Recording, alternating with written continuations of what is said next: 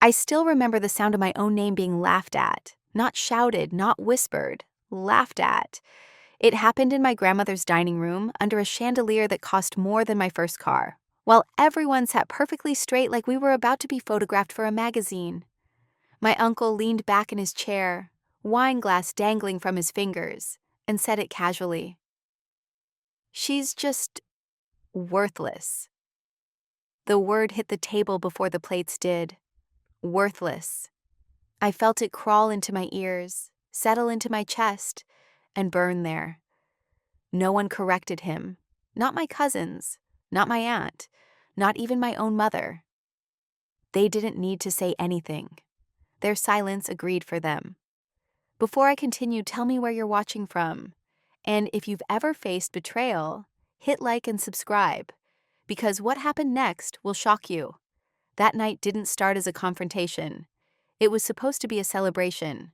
My grandmother, Eleanor Harris, was turning 87, old money, East Coast legacy, a woman whose last name could open doors without knocking. Her house smelled like polish and expensive flowers. Everything gleamed. Even the air felt sharp, like it expected excellence.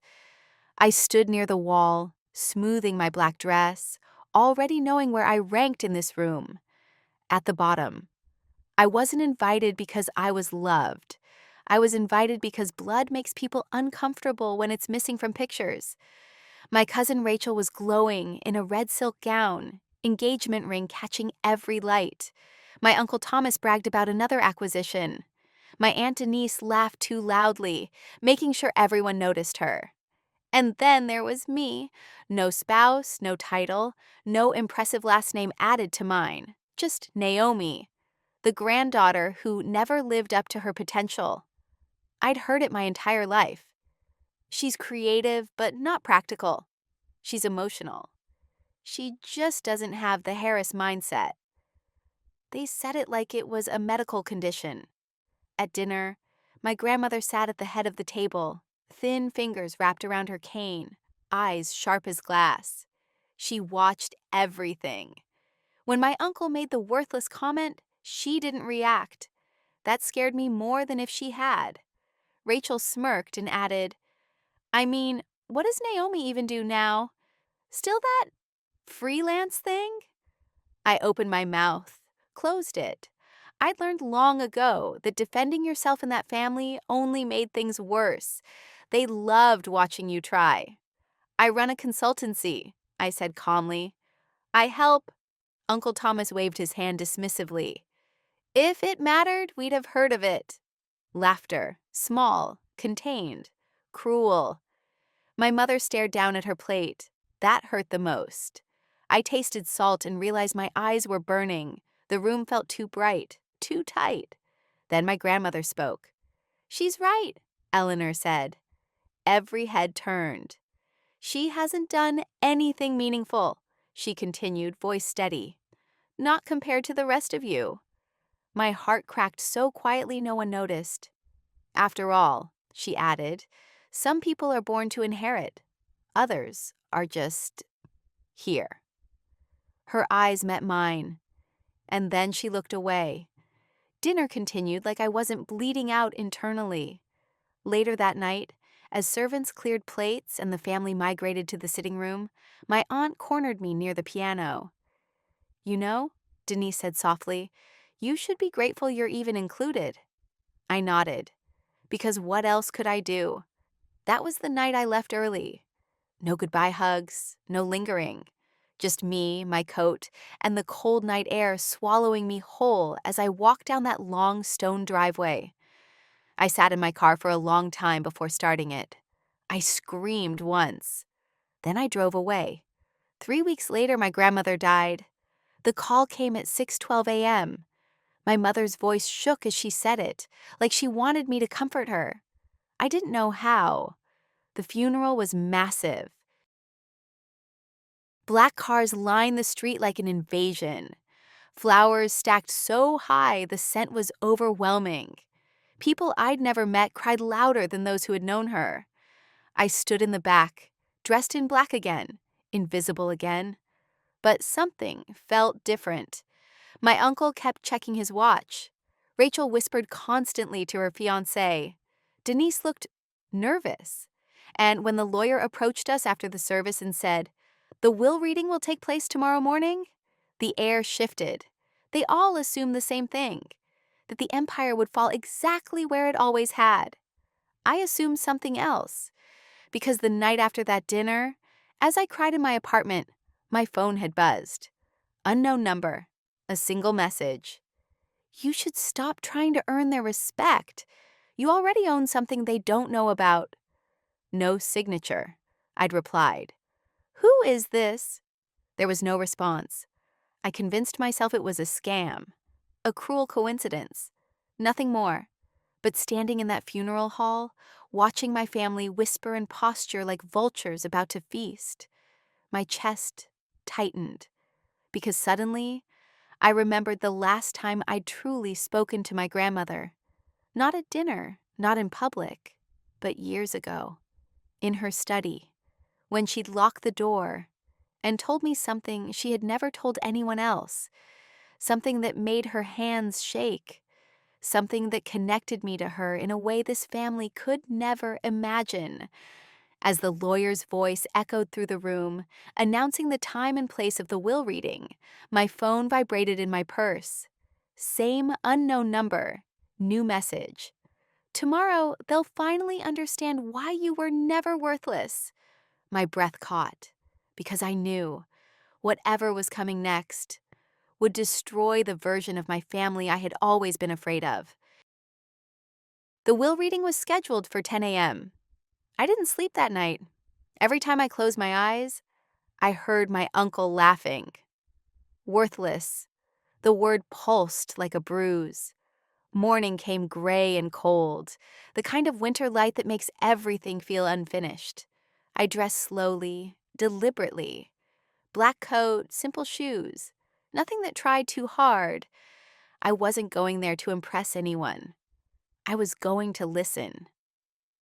The lawyer's office sat on a quiet street downtown. Brick building, polished brass plaque. The kind of place that smelled like paper and old decisions. Inside, the waiting room hummed with low conversation and fake sympathy. My family arrived together. I arrived alone. Rachel barely glanced at me. Denise adjusted her scarf 3 times in 30 seconds. Uncle Thomas shook hands with people who mattered and ignored those who didn't. My mother stood next to him like a shadow. The lawyer, Mr. Caldwell, eventually opened the door and gestured us inside. The conference room was long and rectangular, dark wood table stretching between 2 worlds, files neatly stacked, a recorder already running. We took our seats. I chose the far end. Mr. Caldwell cleared his throat and began with formalities, dates, names, legal confirmations.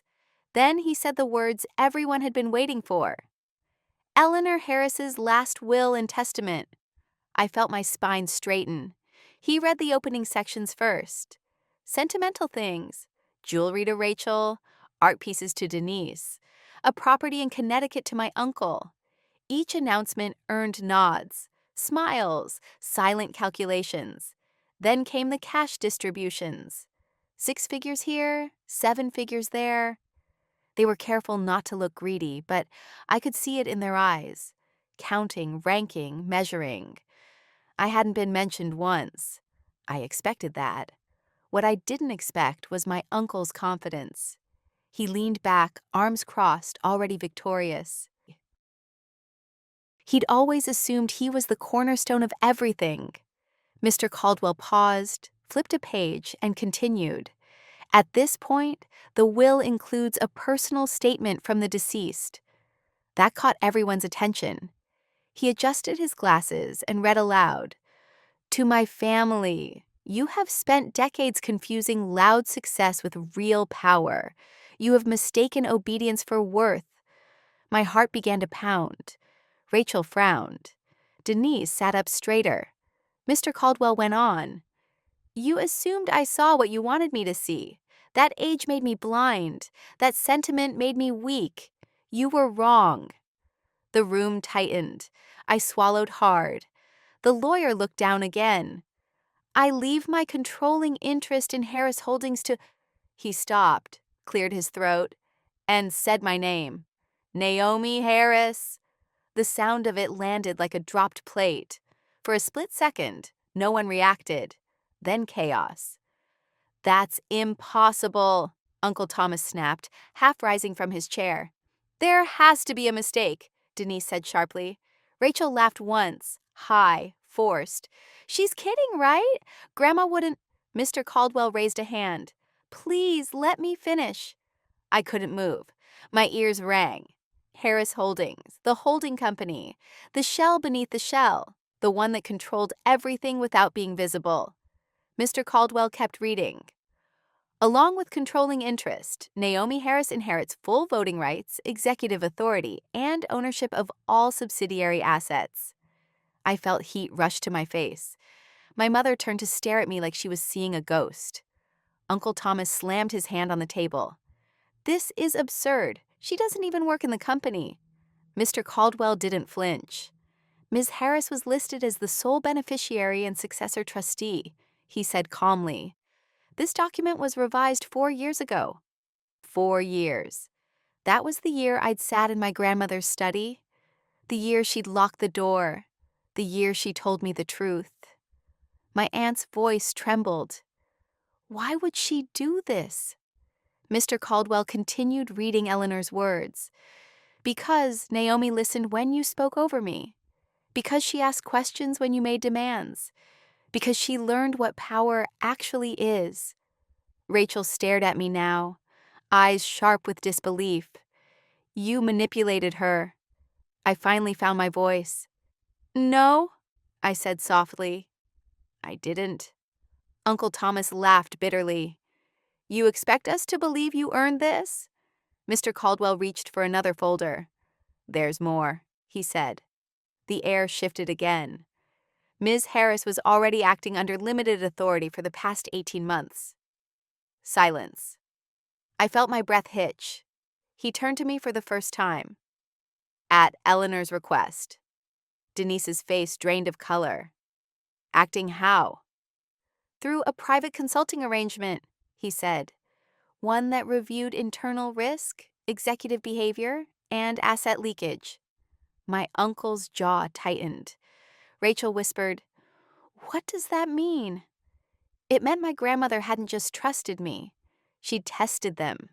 While they laughed at me over dinner tables, I'd been quietly reviewing documents, flagging decisions, identifying weaknesses, anonymous reports, blind audits, recommendations that had shaped board votes without ever showing my name.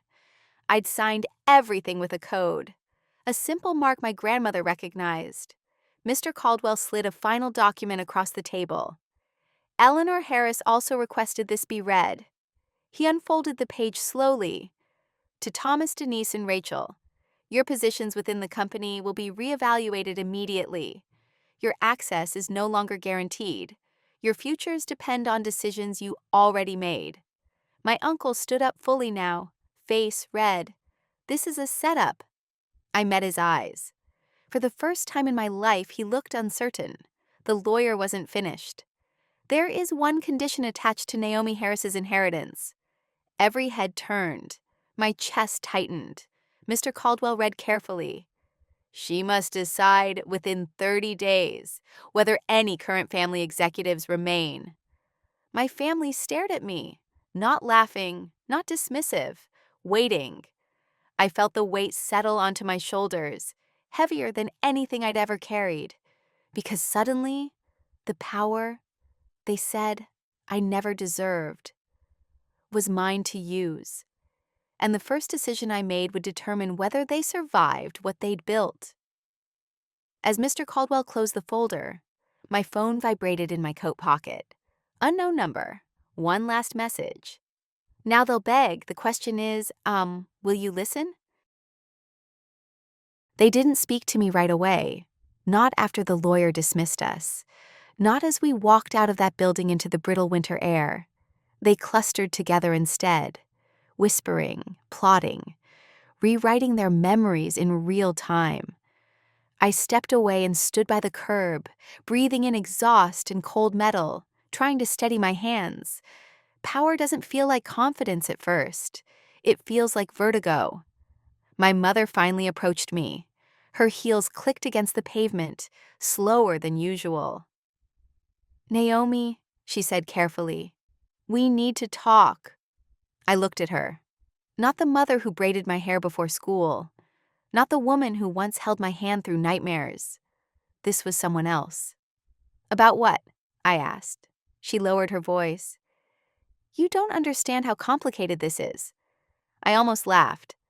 "I understand exactly how complicated it is," I said. "I've been watching you all make it complicated my entire life." She flinched. Uncle Thomas stormed over before she could respond. "This ends now," he said. "You'll sign it back. You'll do the right thing." "The right thing for who?" I asked. "For the family," he snapped. I tilted my head. "You mean for you." Denise joined him, her tone syrupy. "Honey, you must be overwhelmed. Eleanor was emotional at the end." "She wasn't," I said. "She was precise." Rachel crossed her arms. "This is embarrassing. You don't even belong at the executive level." I met her gaze. "You're right," I said calmly. "I don't belong where you've been standing." That shut her up. The next 30 days were war. Not loud, not public. Quiet, strategic, ruthless. I moved into my grandmother's townhouse temporarily, surrounded by dark wood and history. And for the first time, I didn't feel like a guest. I reviewed reports until my eyes burned, listened to recorded calls, watched patterns emerge. My uncle's deals weren't just aggressive, they were reckless. Denise had been rerouting assets through shell charities. Rachel had insider knowledge she'd used to protect her fiancé's firm. They'd thought anonymity protected them. They never realized anonymity worked both ways. One night, as rain tapped against the windows, I sat alone in Eleanor's study. Her chair still smelled faintly like lavender and ink. I remembered her voice. "They underestimate you because they can't imagine power without noise." I finally understood what she meant. The first confrontation came a week in. Uncle Thomas demanded a meeting. When he arrived, he didn't sit. "You're destroying everything," he said. "I'm clarifying it," I replied. "You're punishing us." "No," I said quietly. "I'm measuring you." He scoffed. "You think the board will side with you?" I slid a file across the desk. "They already have." His face changed. The second confrontation was harder. My mother. She sat across from me, eyes tired. "I failed you," she said. "But this isn't you." I felt something crack. "This is who I was before I learned to be small," I said. She reached for my hand. I didn't pull away, but I didn't squeeze back either. By day 20, rumors were circulating. Executives avoided eye contact. Law firms called. And my phone buzzed constantly. Support, fear, respect. My family stopped pretending. Denise cried. Rachel threatened lawsuits. Uncle Thomas offered deals. I listened. I documented. On the 30th day, I called one final meeting. Same building, same table, different balance. They sat across from me like strangers. I spoke without raising my voice. "Thomas, your contracts will be terminated effective immediately." He stared. "Denise, your financial activities are under review. You will cooperate or face charges." She broke. "Rachel," I said last, "your position depends on transparency you've never shown." She swallowed hard. I leaned back. "This isn't revenge," I said. "It's correction." Silence filled the room. Then my phone vibrated again. Same number. Final message. "She taught you well. Now choose what kind of owner you'll be." I looked at my family, at the ruins of who they thought I was. And I realized something unsettling. The hardest part wasn't taking power. It was deciding who deserved to stay close enough to feel its heat.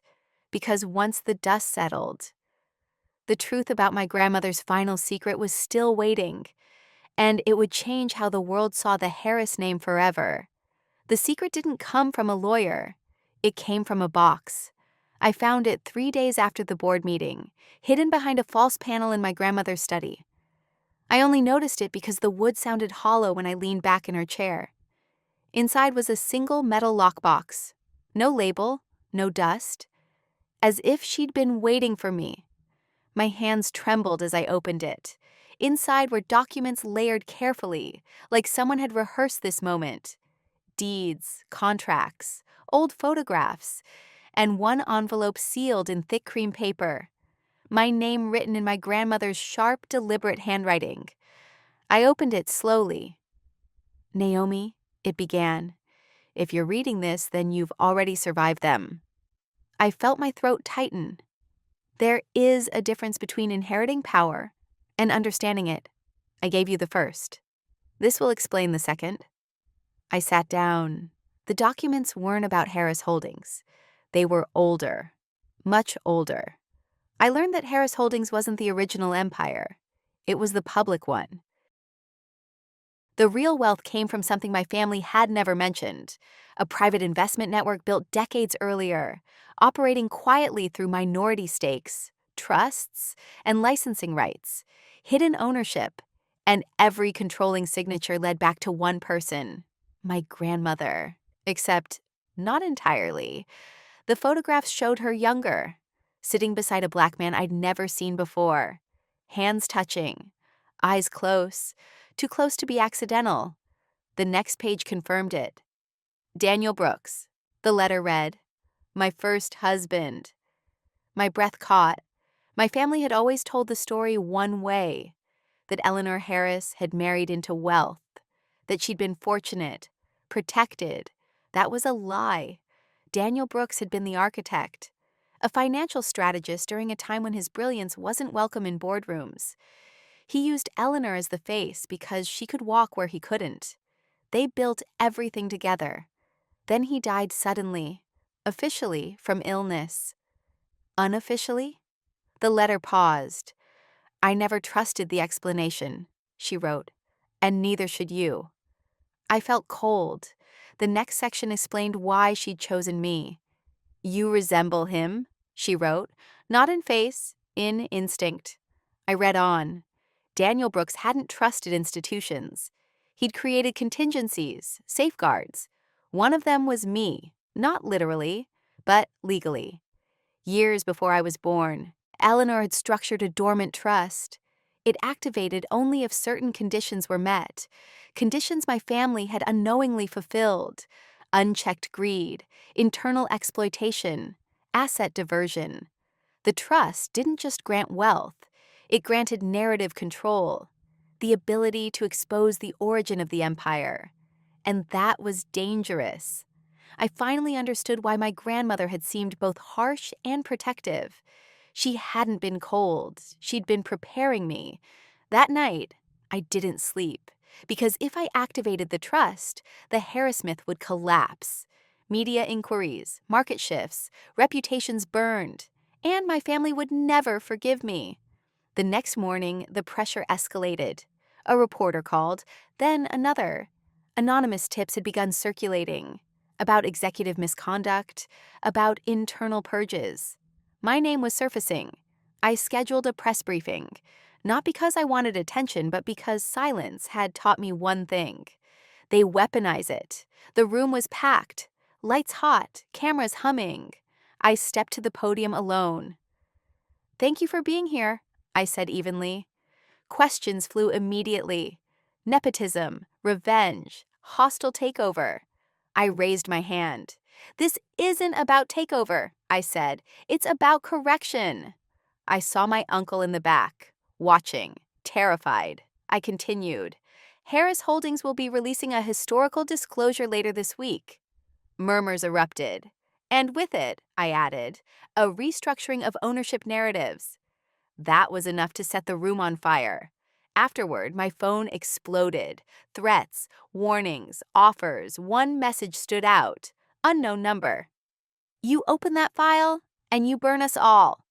I didn't respond. 2 days later, my mother showed up at the townhouse unannounced. She looked smaller somehow. "I didn't know," she whispered. "I believe you," I said. She hesitated. "Your grandmother wanted to tell the truth. We begged her not to." That hurt worse than anything else, because it meant she'd protected them longer than she should have. That night, I made my decision. The trust would activate. At midnight, the press release went live. The story hit fast. Headlines everywhere. The forgotten architect, the invisible partner, the truth behind the fortune. Markets reacted. The board panicked. My family shattered. Uncle Thomas resigned before dawn. Denise vanished from public view. Rachel issued a statement full of words that meant nothing. And my phone buzzed one last time. Unknown number. "She always said you'd choose truth over comfort." I stood at the window, city lights blinking below like a living thing. I wasn't worthless. I wasn't accidental. I was the continuation of something they'd tried to erase.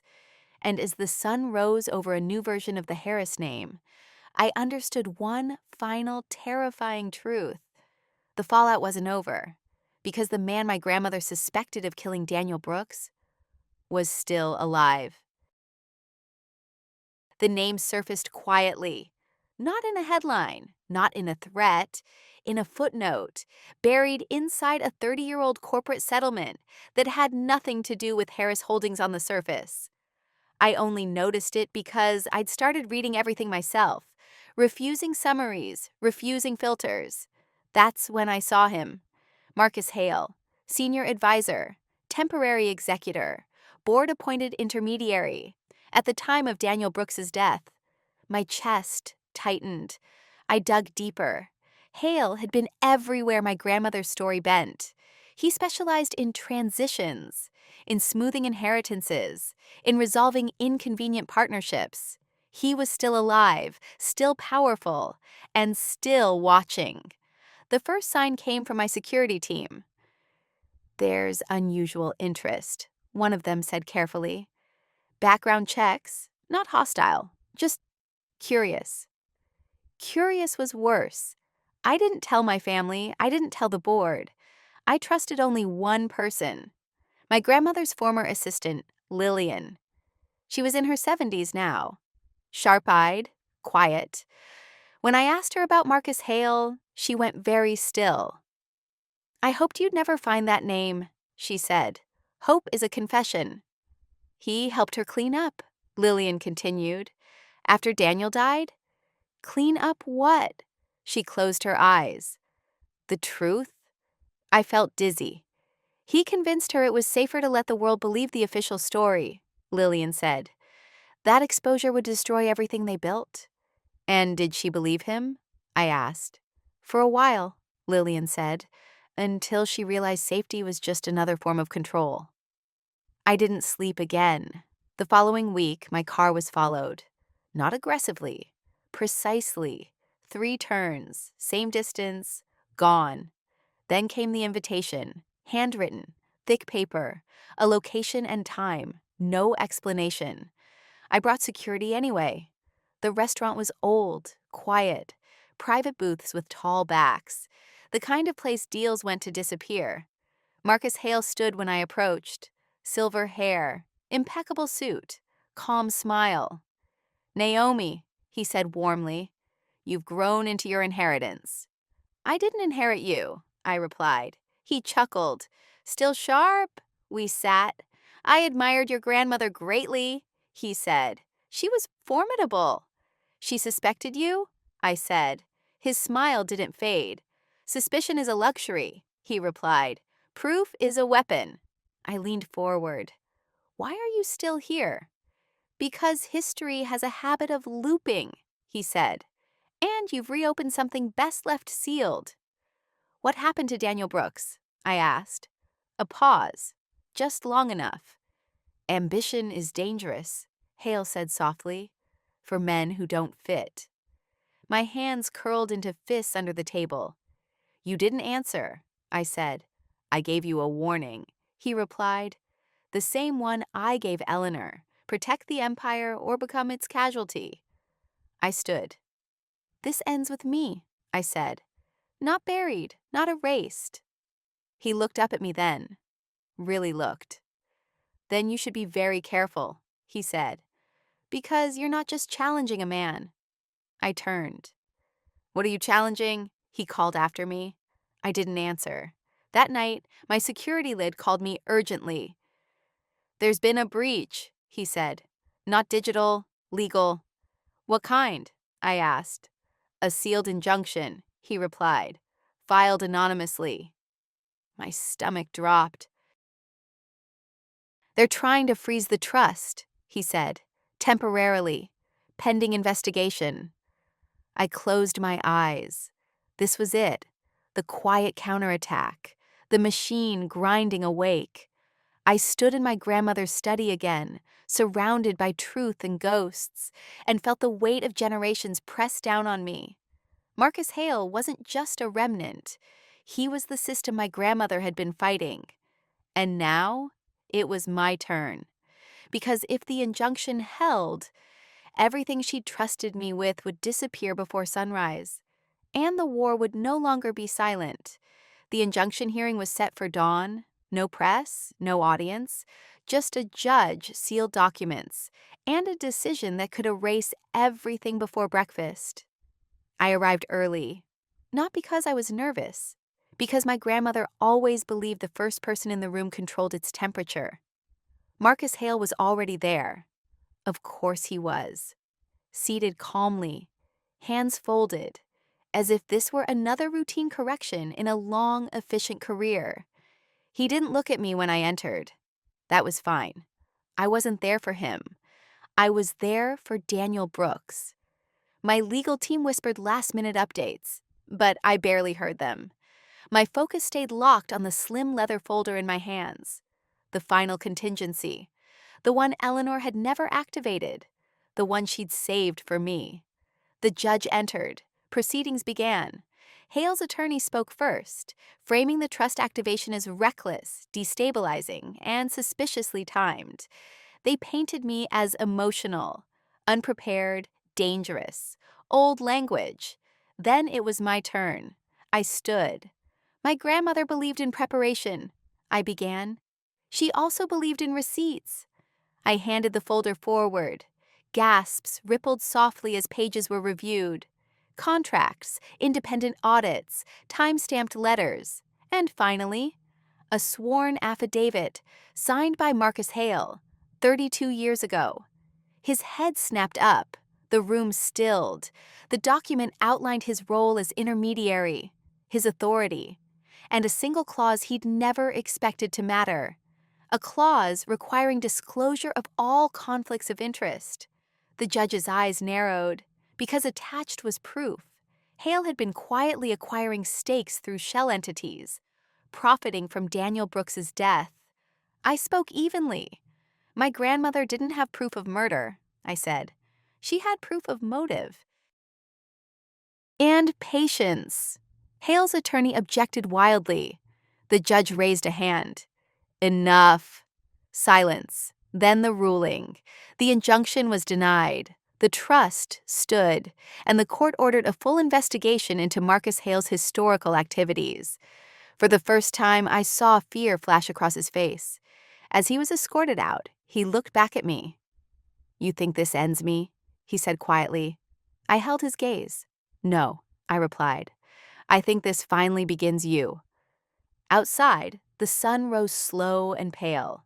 The media storm came exactly as predicted. Headlines exploded. Investigations launched. Markets stabilized. Truth moved faster once it wasn't buried. Weeks later, I stood in the renovated boardroom. New faces, new policies, real transparency. My mother sat in the back, silent. Afterward, she approached me. I should have protected you, she said. I nodded. I know. That was enough. I visited my grandmother's grave alone that evening. The wind was soft. I didn't keep you safe, I said quietly, but I kept you honest. For the first time, I felt peace. Not because I'd won, but because I'd ended a cycle. I wasn't the worthless one. I was the correction they never planned for. And as I walked away, phone tucked silent in my pocket, I understood something clearly. Power doesn't announce itself, it waits, and then it speaks through the one everyone underestimated. If you're still here, comment your thoughts. And don't forget to subscribe for more stories like this.